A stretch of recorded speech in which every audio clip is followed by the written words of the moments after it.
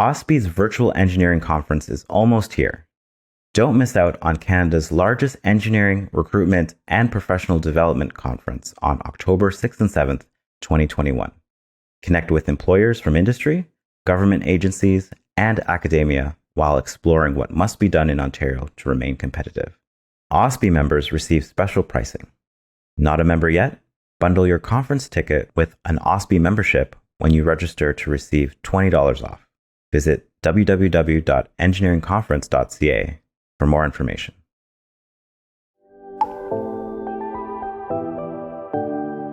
This podcast is brought to you by OSPE, the Ontario Society of Professional Engineers, the advocacy body for professional engineers in the engineering community in Ontario.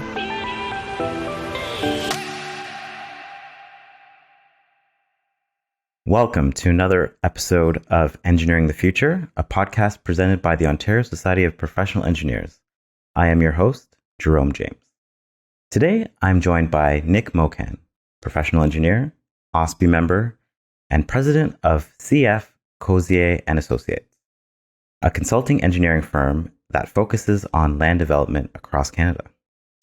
Nick is passionate about building non-traditional engineering teams and is presenting at OSPE's upcoming virtual engineering conference on October 6th and 7th. Welcome, Nick. Can you start by telling us what a non-traditional engineering team is and what does it look like?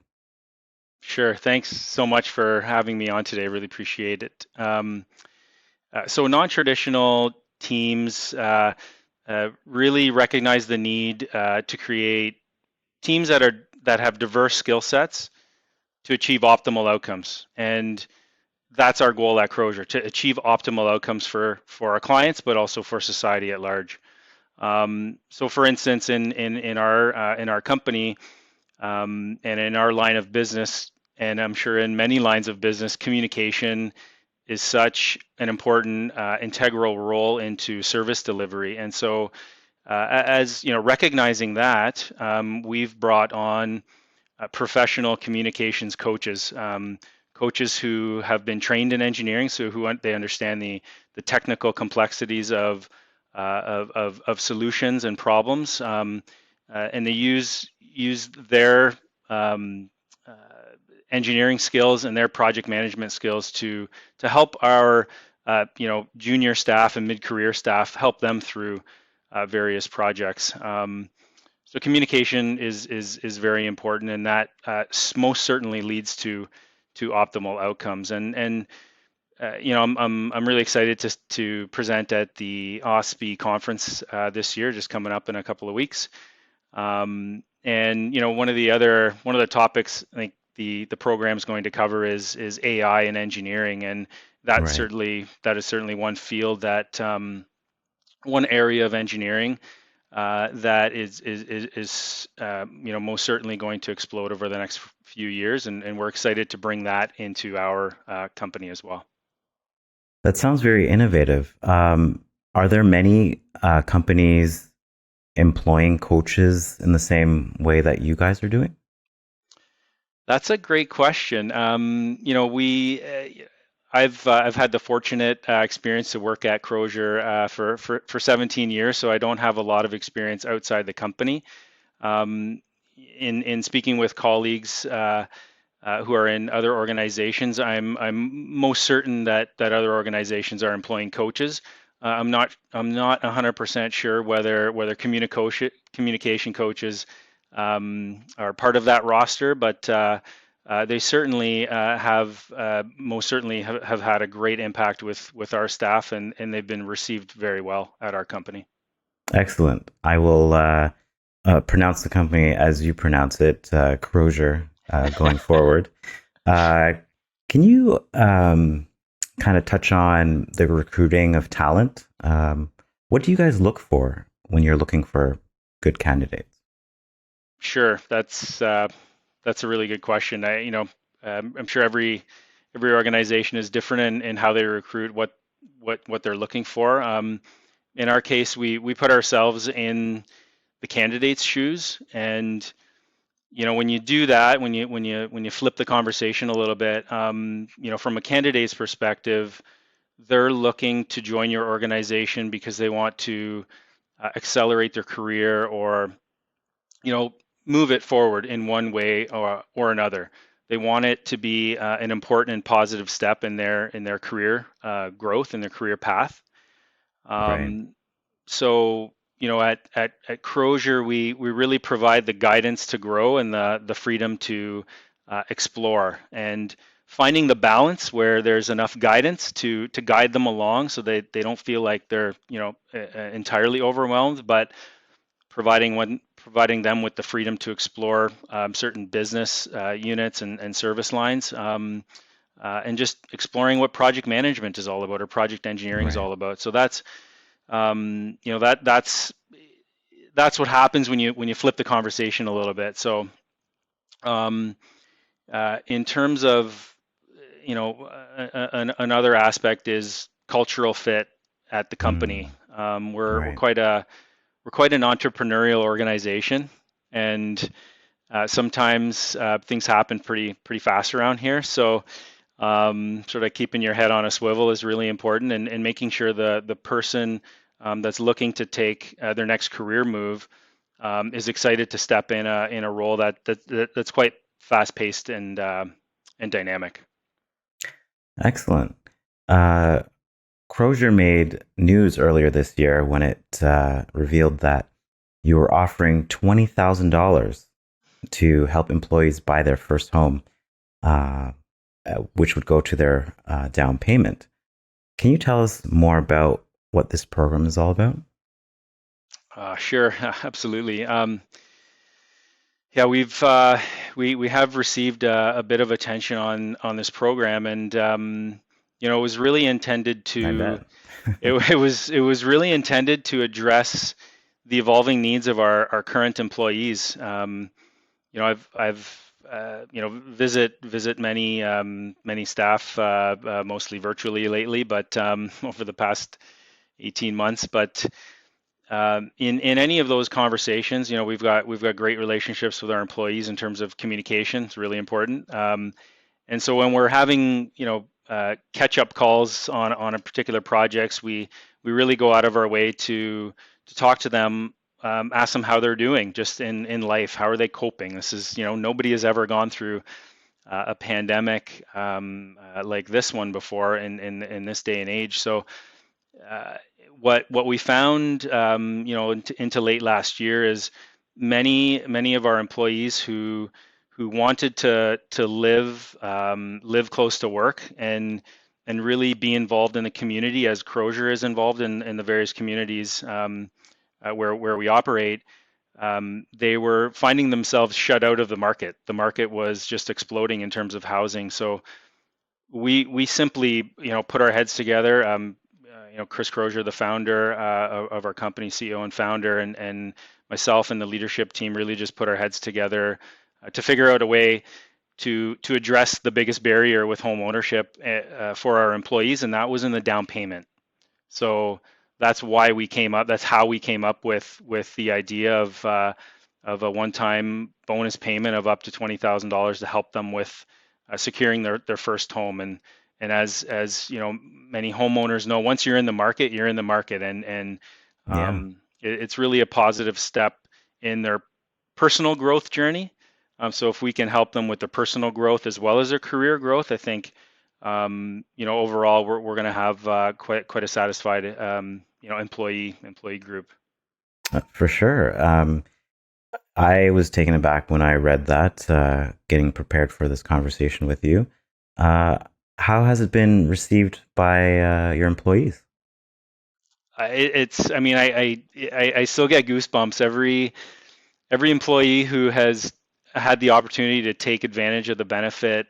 They each have their own unique story. From our receptionist in Collingwood, who was otherwise going to be buying a house about an hour and 15 minutes away from our Collingwood head office, who, after learning about the benefit, was able to buy a house right in Collingwood, literally down the street from our office. That gives me goosebumps today. Brendan in just outside of Milton here, a project manager who the benefit meant a lot to him to be able to get into the market. Otherwise, it was going to be a while before he was able to get in. So every one of these stories is unique. Everyone uses the benefit. While it is the same benefit, they use it, that the purpose of the benefit or the effect of the benefit is a little bit different. And the reaction has absolutely been overwhelming, and it's so satisfying to see as an employer. We hope you're enjoying this episode so far. At OSPE, we're here for you, making sure government, media, and the public are listening to the voice of engineers. You can learn more at ospe.on.ca. Those are some amazing stories. It must feel great to be able to make such an impact on the whole community, the Crozier family, as it were. Absolutely. Yeah. So just changing gears back to the recruitment process, how has it changed through the pandemic? Have you seen interviewing virtually? How what's the pros and cons of business in that respect, as we still are in a pandemic right now? Yeah, it's we hope this fourth wave can be over with soon. But while we're still in the middle of this thing, interviewing prior to COVID, while we had most of our interviews were all done in person. We had we're in recruitment mode. We're heavily in recruitment mode. We were even in before the pandemic struck. We as a result of our staff and our hiring managers just being in multiple offices, we had already been interviewing remotely, virtually.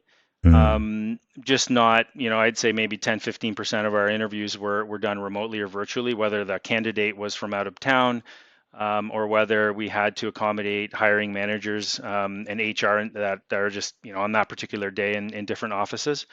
So Right. Virtual interviews weren't really new to us when COVID hit. We just had to, we were quite comfortable when we had to pivot to exclusively remote interviewing. And back just in May of this year, we hit a milestone where on one particular day, sometime mid-May, we had there were 22 people that started in one particular day. So it was this one big Wow. virtual party on the screen, onboarding, everything virtual. So that was quite a bright moment in the company. Most recently, we never, our hiring hasn't really skipped a beat at all. Like since COVID took hold, we've grown our staff contingent by about 30%. So we've never really skipped a beat in terms of recruiting, and we're still certainly in that recruiting mode. Wow, interesting. Do you have any good advice, like one piece of advice to someone interested in joining the team? I got all kinds of advice, but we only have a short amount of time. What about those interview mistakes that come up often? Sure. Sometimes in interviews or during the application process, a candidate will really focus on the work or academic experience and not really describe their transferable skills that they would have acquired, whether they were working a part-time job, during, while they're earning their degree or diploma. What really resonates with us is when they can, demonstrate how their values sort of align with ours to make sure Right. that it's a cultural fit. So we're very entrepreneurial. We bring our energy every day, and I think the entrepreneurialism and the energy kind of go hand in hand, and most certainly we show we care. So, if candidates have an extensive experience volunteering in the community, that's really important to us, and that is sometimes a differentiator. So, when you're graduating from a class like, we see classes of 300-400 students graduating in civil or mechanical or structural engineering. Right. What are the differentiators? They've all got the same degree. Their marks aren't, they got their degree, they've earned it. But what do they bring to the table that really aligns with our values? And I think when we find candidates who provide that and demonstrate those transferable skills, I think the fit becomes quite evident fairly quickly. So. And you guys are tooled for the new future, the work from home future. How has that been transitioning for you guys? And what do you see as the future of work within the engineering sector going forward? Are we going to be going back to the office in droves, or if you could look into your crystal ball, what kind of future do you see?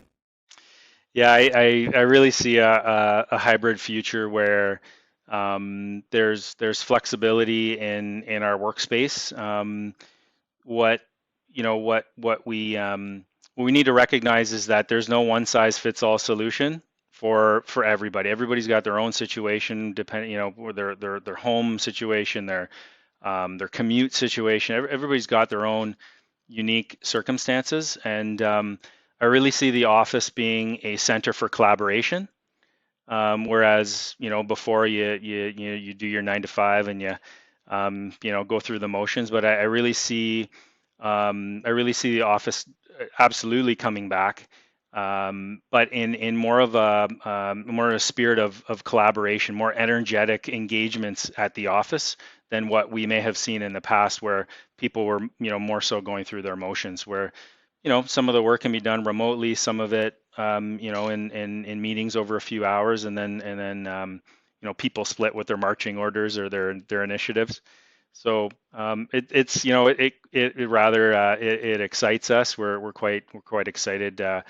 We've built a great culture here with a lot of energy, and I really see that coming together, even in that hybrid mode.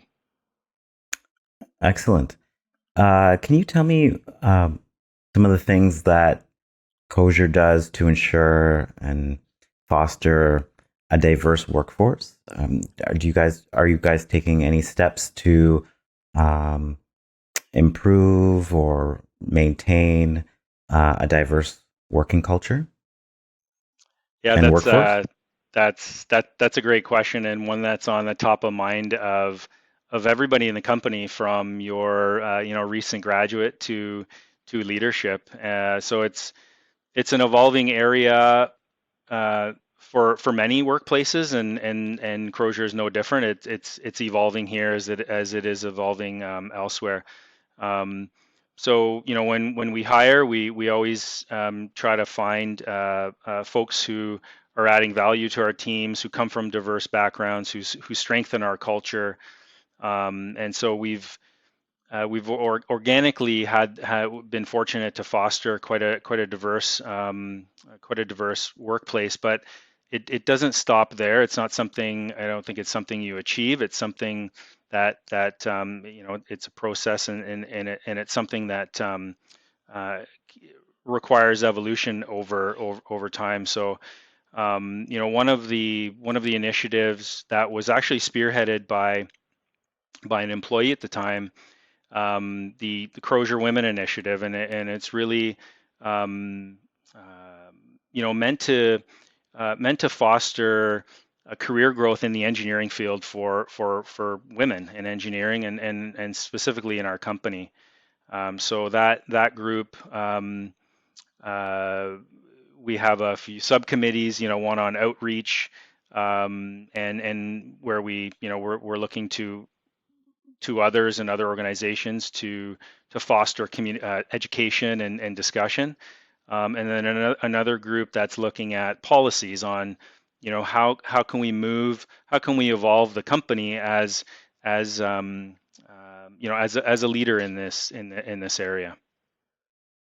Excellent. I have one last question here. I just wanted to hear your thoughts on this. I've heard that the hybrid of working from home and working in the office has some unforeseen drawbacks and potential drawbacks in the ones that opt to work from home have less of an opportunity to shine or to show their work ethic or deliverables in the same way that others may be able to shine in front of their manager at work, may potentially be passed up for opportunities for advancement because of it. Do you foresee any of these types of unforeseen dynamics playing out? And off the top of your head, what could we do to make a more egalitarian or equitable playing field in the rise of these hybrid working arrangements? Sure. I think in terms of career growth, communication is key. And so with the communication coaches we have on staff here, they're not only helping with technical communications, with communicating with clients on whether it's writing or design, communicating design solutions. There's also communications amongst fostering deep communication amongst our from the leadership all the way to your recent graduates. So communication is key, and if there's a lack of communication, there may be candidates may feel or employees may feel that they're just they're being passed up, alienated for opportunities. But the key is communication. And there's some over the past 18 months has proven us that there's you could still do amazing work from home. We really as things open up and vaccination rates increase, more and more people are going to be returning to the office where nothing. It's really difficult to replace those instantaneous or spontaneous collisions of collaboration that occur throughout the office, and we really want to foster that. Mm-hmm. So I think there's we're certainly figuring it out as the rest of the workforce and employers are figuring it out day by day. But communication, going back to that, communication is the key in all aspects of a career and running a company in an office. Thank you so much, Nick, for having a really great, robust discussion. Even though I threw that curveball question at you at the end there, really great speaking with you today. Thanks so much, Jerome. Really appreciate the time today, and all the best.